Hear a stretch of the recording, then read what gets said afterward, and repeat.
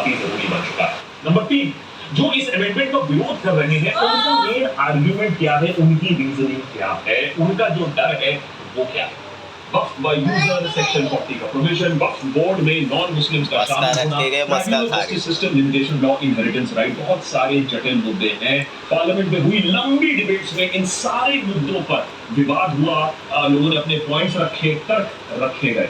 तो देशभर के आज के डीप डाइव एपिसोड में इस पूरे संसद के डिबेट को समझने की कोशिश करेंगे और ये भी कि बिल तो पारित हो गया है, लेकिन क्या मैटर यही खत्म हो जाता है या बात अब सुप्रीम कोर्ट तक पहुंचेगी, अपील होगा, या फिर वक्त का हम देखेंगे मॉडर्नाइजेशन होता है, या फिर से वही और पॉलिटिक्स उसका मस्का उसके पास क्यों रखते हैं और मेरा चुटके सबसे पहले क्यों कर दिया मरिया?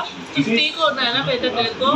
इसको रिकैप एक बार नहीं पाऊंगा क्योंकि सारा जो फसाद है वो थ्योरी और प्रैक्टिस में जो जमीन आसमान का फर्क है उसी पर आधारित है। इस्लामिक लॉ में वक्फ एक चैरिटेबल ट्रस्ट का काम करता है। दुलारा पड़ेगा, चिकट चिकट पूरा चिकट करता है, अगर उसकी मर्जी होती है तो उसको वो एक चैरिटेबल या रिलीजियस पर्पस के लिए वक्फ कर सकता है। एक बार प्रॉपर्टी आपने वक्फ कर दिया तो वो प्रॉपर्टी आप वाकिफ हो गए हैं, यानी वो प्रॉपर्टी अब आपकी नहीं रही है, प्रॉपर्टी की ओनरशिप शिफ्ट हो गई है, आपकी ओनरशिप खत्म हो गई है, प्रॉपर्टी अब अल्लाह को ट्रांसफर हो गई है।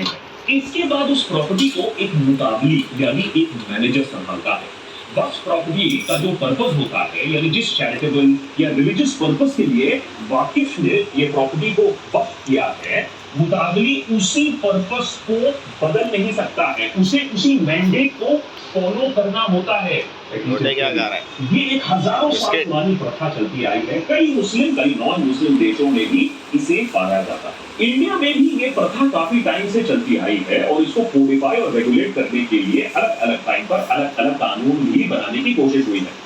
1913 में मुस्लिम वक्फ वैलिडेटिंग एक्ट, 1923 में मुसलमान वाकिफ एक्ट, इंडिपेंडेंस के बाद 1954 में सेंट्रल वक्फ एक्ट, जिसको रिप्लेस किया था वक्फ एक्ट 1995 में, 2013 में भी कुछ अमेंडमेंट्स लाए